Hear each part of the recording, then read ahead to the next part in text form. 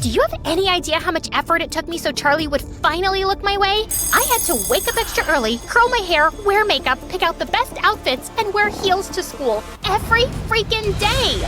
Sweetheart, you should never have to change yourself for anyone to love you. That's a lie ugly people made up. Besides, boys like Charlie deserve a little effort. Boys like Charlie deserve to get their butt kicked. Vandalizing school property, cheating in exams, answering back to teachers. Have you met our teachers? They're so rude and obnoxious. And this school is so old, it's already falling apart. At least they're renovating now, thanks to Charlie. Now that's just dumb. No, Mom. Dragging your adult daughter out of a party in front of her friends is dumb. They all think I'm a loser now, especially Charlie. Nonsense. Listen, Tara, I don't want you to fall in trouble because of that butt-faced Charlie. He's not the right guy for you. And how do you know that? Because I fell for a guy like him, and it almost ruined my life. Sit down. There's something you need to know. Hi, I'm Sandy, and I have the craziest story to tell you. But first, like and subscribe to MSA. Dad had $1 million business. We lived in a mansion, and life was pretty much perfect. But when I turned 13, Mom left Dad for another man, and Dad couldn't take the betrayal. Dad was just getting over the shock when a month later, his business partner cheated him. He lost a ton of money, and after that, Dad just couldn't trust anyone. The new neighbor gives me the creeps. I think he's after my mansion. He's almost 85 years old. The only thing he's after is getting through another day without dying. But Dad got paranoid, hired a bunch of security guards, and installed over a dozen cameras around the house. By the time I turned 17, Dad's paranoia hit an all-time high. I wasn't allowed to go out with my friends, for movies, or stay beyond a particular hour. I was miserable. And then, a year later, I met Freddie. His dad was really rich, so you might think Freddie would be sophisticated and classy, but he was completely opposite. Freddie got a silver Cadillac for his birthday, but he hated the color, so he crashed it on purpose. That's nothing. Freddie's dad got married a couple of months back, and he spiked the food with earthworms. Let's just say that his dad would not be throwing a party anytime soon. He was your typical rich bad boy, and for some reason, I had the biggest crush on him. The next day in class, he was assigned my lab partner, and it was the most distracted I'd ever been. I kept knocking tumblers together, dropping chemicals everywhere. At one point, I was reaching for my books, and our hands brushed against each other, and I felt my cheeks on fire. After the class was over, I tried running from the room as fast as I could, but I tripped over something invisible and would have fallen on my face if Freddie didn't catch me. Are you always this clumsy, or do I have a special effect on you? Kind of both, actually. Freddie gave me a smirk and offered to walk me out. We ended up having lunch together, and after that day, we just got closer. Soon after, Freddie and I started dating, and life with him was a blast. I snuck out every night and went to the craziest parties, fancy nightclubs, and the most exclusive restaurants where I met all of Freddie's friends, each one richer than the next. I was having the time of my life, and what made it better was that Freddie was an absolute sweetheart. I could talk to him about everything, and we had so much in common. My dad has never paid any attention until I ruined his wedding. Maybe because the snake he married asked him to keep an eye on me. At least you still have your freedom. I feel like a prisoner in my own house. Then one night, Freddie booked an entire amusement park for me. We were stuffing our faces with hot dogs, laughing and chatting, till my dad's guards tackled Freddie to the ground, with Dad right next to them. What are you doing here? And how did you find me? The guard saw you sneaking out and followed you. What were you thinking, Sandy? Sneaking out with some guy like that? Excuse me, sir, but I'm not just some guy. My name is Freddie, and I come from a very respectable family. If you could be the king of Egypt for all I care, but for me, you're the lowlife who sneaked out my daughter. What were your intentions with her? Kidnapping? Stop it, Dad. You're embarrassing me. Don't tell me what to do and march your butt before I send this Romeo to jail. I had no intention of doing what Dad said, but I did it anyway to avoid more chaos. And after that day, Dad and I hardly spoke to each other. Like father, like daughter. You don't know what your pops was like, okay? He was crazy. I'm nothing like him. So you think, Mom? Are you done being sarcastic? Not even close.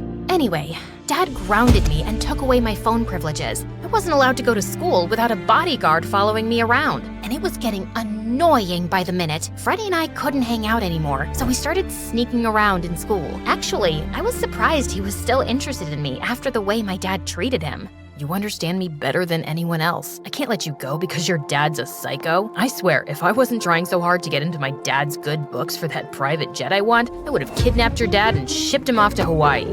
Oh my God. Okay, I won't ship him to Hawaii. Please don't cry. That's not why I'm crying, dummy. I just realized I'm in love with you. I love you too. Freddie pulled me closer, but before he could kiss me, the janitor burst open the door and started screaming. Before Freddie and I could even react, he rushed to the principal's office and told Miss Everclear that Freddie and I were making out in the closet. The principal was furious and called her parents. Freddie's folks didn't show up, but my dad did, and I was shaking in my boots. My butt was about to get grounded for life. Freddie is known for his antics, but Sandy, you're a good student. Your teacher tells me you've been skipping a lot of classes lately, and now this? But we were just talking. In the janitor's closet? Please don't question my intelligence, Sandy. I'm afraid we'll have to suspend you both for a week. Sir, if you will be kind enough. But Dad was only half listening. His eyes were glued to Miss Everclear. I'd never seen him this dumbfounded. Miss Everclear handed him my suspension letter, and I was fully prepared for Dad to give me an earful, but he simply turned around and left with a stupid smile on his face. I followed Dad outside, but just then Freddie pulled me to the side. Did you see that? Totally. Miss Everclear is freakishly obsessed with cats. She has some 10,000 pictures of them. I'm talking about your dad. He has a crush on Miss Everclear. Ew, no. I think he was just stressed at work.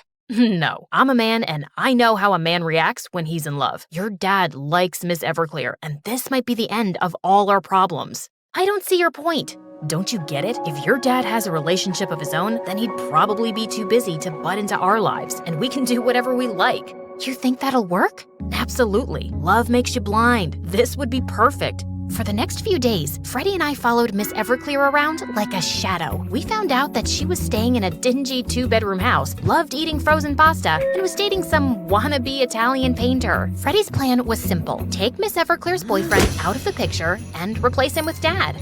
We should hire a bunch of thugs to annoy Miss Everclear, and your dad can swoop in like a hero and save her. I know someone who might help.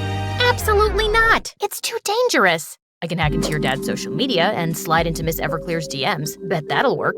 Okay, firstly, Dad doesn't have a social media account because he's afraid someone might invade his privacy. And secondly, I don't want to go to jail. Stop shooting down all my ideas. Then suggest something good. We were running out of options when one afternoon, Freddie and I were waiting outside Miss Everclear's house and saw her boyfriend hop his way to her home. And that's when the most brilliant idea hit me. I told Freddie and he immediately agreed. He jumped out of the car and rushed toward Miss Everclear's boyfriend. Excuse me, sir. Do you mind telling me where the aquarium is? I'm lost. Scusa, I'm late to meet my pretty girlfriend. Suddenly, Freddie hugged Miss Everclear's boyfriend and started crying like a little boy. Please, oh please, sir. I'm very sentimental about fish. My mom worked as a mermaid in an aquarium once, but then she grew older and quit. I wanted to become just like her, but you know our society frowns upon boys who become mermaids. You see where I'm going with this? Not the really. Just take me to the aquarium, please. I don't want to miss the mermaid show. Bene. Come with me. The aquarium was close, so Freddie and Miss Everclear's boyfriend decided to walk down. Freddie distracted Miss Everclear's boyfriend with his sob story about a mermaid mom, while I tiptoed behind him and smeared my lipstick all over his t-shirt. Sorry, they were out of tissues. Thank you. Bye! Saying that, I rushed outside at the speed of light, and soon after, Freddie followed. We hid behind a tree close to Miss Everclear's house and watched her lose her mind over the lipstick-stained t-shirt, and then she kicked her poor boyfriend out of the house. The next thing we needed to do was to make Dad meet Miss Everclear again. Freddie's uncle was having a fundraiser, and he invited both Dad and Miss Everclear. They were chatting and having a great time until Miss Everclear's boyfriend showed up. I didn't cheat on you. It was just some stupid girl who messed up my shirt. Believe me, my pretty baby. Get off me, you liar. I hate you. I hate your accent. Hate that stupid thing you call art. Leave and never come back. Or I'll ask my new boyfriend to kick your butt. I'm your boyfriend? Of course, sweetie. Now let's have some fruit punch. Miss Everclear's boyfriend wept like a little boy, but she ignored him and left. Soon after, Dad and Miss Everclear started dating officially, and as expected, Dad was totally out of my hair. Freddie and I were going out again for parties, movies, and date nights, and life was perfect. Except, Miss Everclear's boyfriend was as obsessed as ever and kept showing up at our house asking for forgiveness. When I told this to Freddie, he looked concerned. We need to do something about this guy before he ruins everything. What if he convinces Miss Everclear to patch things up with him? He's already suffering, Freddy. What more can we do? Leave that to me. Freddy made a phone call, and a few minutes later, he came back with Miss Everclear's boyfriend's address. We drove to his place and parked the car across the street. Freddy and I tiptoed our way to the back of the mansion, and Freddy picked up a rock. I don't like this. It's illegal. No, Sandy. What's happening to us is illegal. We are young. We should be able to live our life the way we want to. Now, I'm going in and seeing if there's anything we can use against this guy so he never bothers us again. Are you with me? It's a stupid idea. You always say that. Freddy was about to throw the rock at the window when I asked him to wait, pulled out a bobby pin, and opened the back door. What? I was bored at home, and the internet is a huge place. Come on, now. We went inside the house and started searching for clues. There was nothing out of the ordinary. Disappointed, Freddy and I decided to leave when suddenly we heard a car pull up in the driveway. We darted across the living room, panicked, and accidentally tipped over a candle. The curtain would have caught fire, but Freddy was quick to put it out. We jumped through one of the windows without anyone noticing and were standing across the street when suddenly we heard a sound and the house blew up in flames. The fire brigade was there in minutes and Miss Everclear's boyfriend was safe, but the house was toast. Freddy drove us off before someone noticed us. Oh my God, what have I done? Don't panic. Everything's under control. Under control? We literally burned someone's house down. We've got to come clean, Freddy. Are you barking mad? You want us to go to jail? I've been trying so hard to stay clean, and I am not letting one mistake ruin it all.